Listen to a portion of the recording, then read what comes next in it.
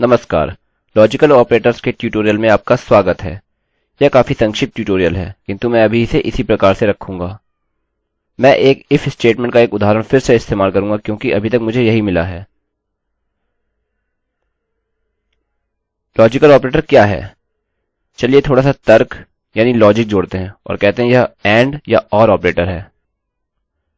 अब यदि मैं अपने इफ स्टेटमेंट के लिए अपना बुनियादी नक्शा बनाना शुरू करता हूं, तब मुझे आपको यह दिखाने पर काम करना होगा कि आप इनके साथ क्या कर सकते हैं।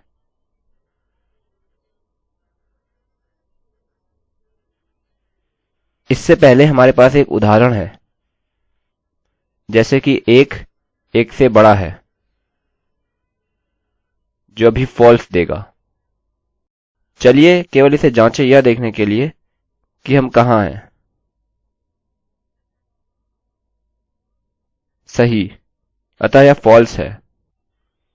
अब क्या होगा यदि मैं बोलूं कि if 1 is greater than 1 और 1 equals 1। अब हम यह इस तरह और नहीं लिख रहे हैं, हम इसको दो क्षैतिज रेखाओं या दो पाइप से लिख रहे हैं। इसके बारे में काफी सुनिश्चित तो नहीं है, किंतु यदि मैं अपने कीबोर्ड को जानता हूं, या शिफ्ट बटन के बाद में होगा दो क्षैतिज रेखाएं और इसका मतलब और है। अतः यदि हम इसे कंपाइल करें, आप क्या सोचते हैं उत्तर क्या होगा? अब चलिए इसको एक बार रन करते हैं। if 1 is greater than 1 false, और इसलिए हमने लिखा है false। और 1 is equal to 1, हम जानते हैं कि 1 equals to 1 true है, अतः हम यहाँ कह रहे हैं कि और 1 equals to 1 not, एंड क्योंकि यदि हम एंड कहते हैं तब दोनों को ट्रू होना चाहिए, या इनमें से कोई भी ट्रू हो सकता है। आउटपुट, अतः आशापूर्वक हमें ट्रू मिलेगा। ठीक है, तो यह और है। यह मूलतः आपको दो तुलना करने की अनुमति देता है। इनको आपके इफ स्टेटमेंट में दर्शाइए और यदि इनमें से कोई भी ट्रू है तो यह एक ईदर ऑपरेटर के समान है। इनमें से कोई भी ट्रू होगा, आपको ट्रू मिलेगा। एंड ऑपरेटर अलग विषय है। एंड को यह निष्पादित करने के लिए इन दोनों के ट्रू होने की आवश्यकता होती है।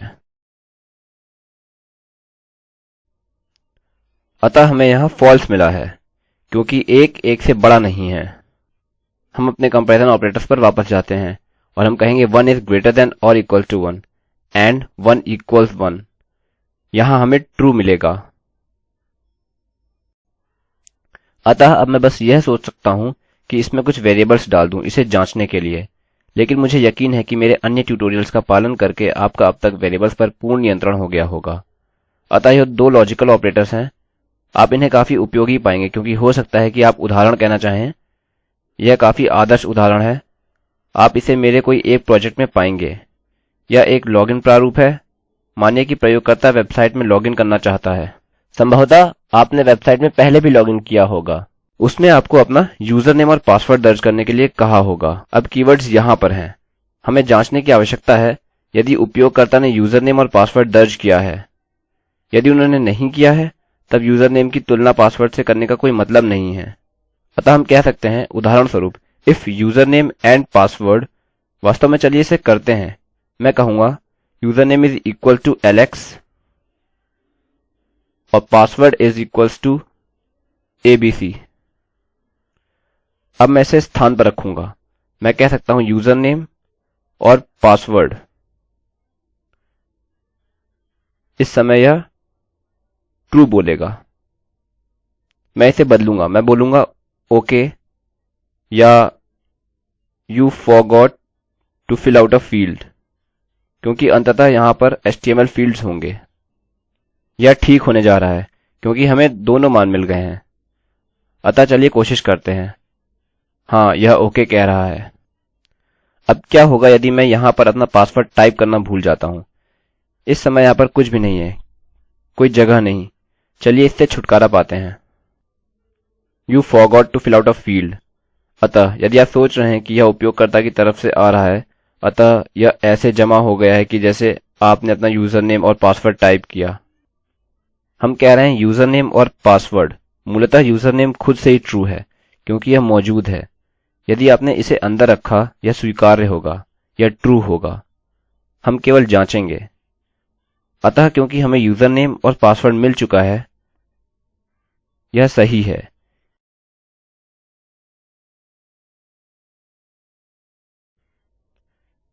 किंतु और के लिए सचमुच में इसके कोई मायने नहीं है और आप सोच सकते हैं क्या होगा।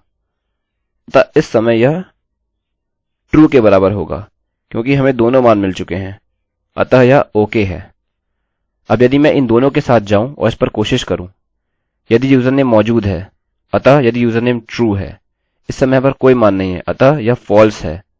और द पासवर्ड इज ट्रू अर्थात मान मौजूद है जिस समय यह मौजूद नहीं है, तो यह फॉल्स है।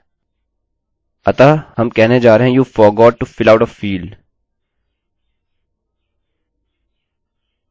मैं यहाँ बस नथिंग लिखूंगा क्योंकि इस समय इसका मतलब कुछ नहीं है।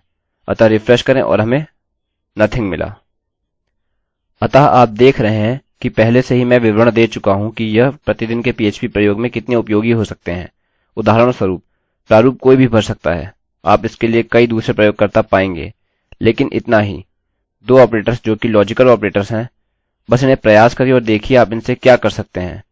मैं इन्हें निश्चित ही अपने किसी एक प्रोजेक्ट में शीघ्र ही इस्तेमाल करूंगा। आईआईटी बॉम्बे की ओर से मैं रवि कुमार अब आपसे विदा लेता हूँ। देखने के लिए धन्यवाद।